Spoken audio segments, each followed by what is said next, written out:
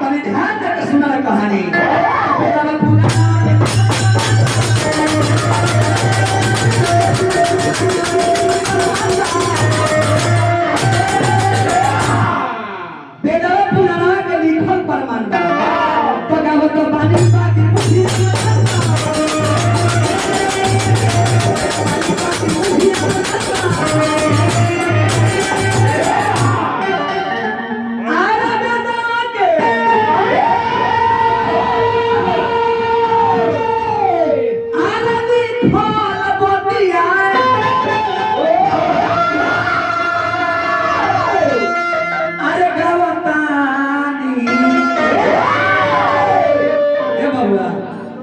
ध्यान देकर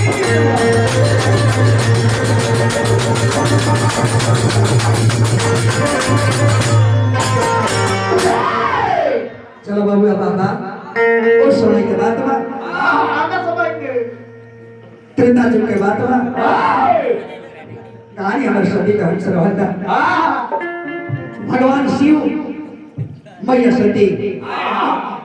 और बस ऋषि के लगे जाता नहीं तुलसी में मनी खाता कि ये कोई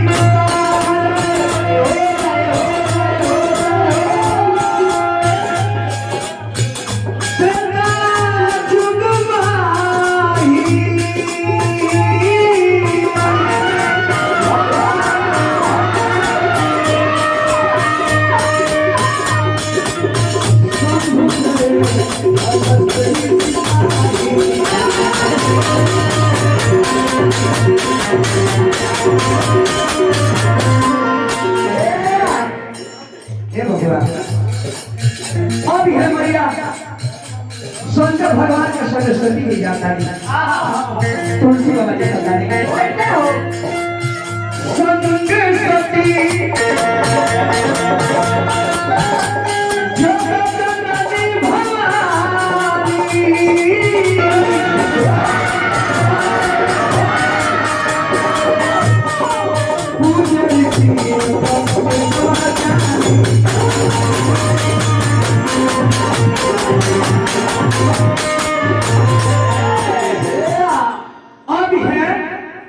भगवान शिव मैया सती अगस्त ऋषि के आश्रम पर जाता नहीं। ये बात विचार होते हुए अगस्त ऋषि के आश्रम पर जाके वो जो राम चर्चा भइल बा 1 महीना रहल बनी राम चर्चा भइल बा। राम चर्चा भइला के बाद जब अगस्त ऋषि के आश्रम पर से भगवान शिव और सती माता चलल बानी एने जना वन में भ्रमण करतानी ऊपर वन के नाम में दंडवत वन वही दंडवत वन में राम लक्ष्मण ये सीता जी के खोजत पहुंचल बड़े। जब राम लक्ष्मण के सीता जी के खोज में निकल बड़े तो ध्यान पड़ता शिव जी पर। शिव जी पर ध्यान के पड़ल बा भगवान शिव भगवान राम का प्रणाम करता नहीं। प्रणाम करी देख के सती जी के मन में दुख हो जाता मन में शंका होता कि बताइए वो वन में घूमे वाला साधारण पुरुष के और भगवान होकर प्रणाम करता। सती जी को हटा कि जेकरा के कोई नहीं हो प्रणाम ए बाबा तो जेकरा के कोई नहीं हो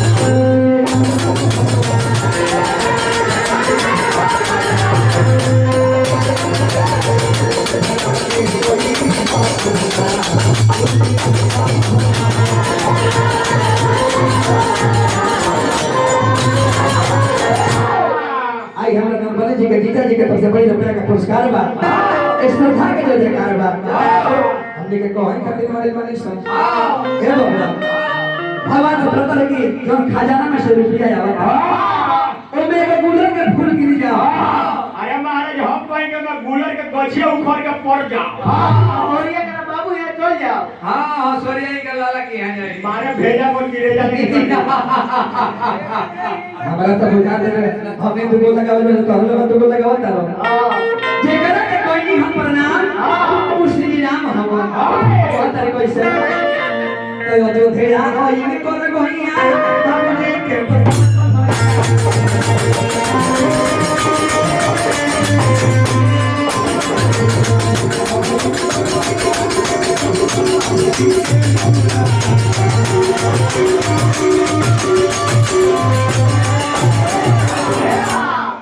अभी को हता है अयोध्या है इनकर गैया दशरथ है का बाबूजी के नैया इस प्रकार में सारा जानता नहीं अयोध्या इनकर घर हो दशरथ जी का बाबूजी के नाम हो तब रोग प्रणाम करता नहीं जान के बननी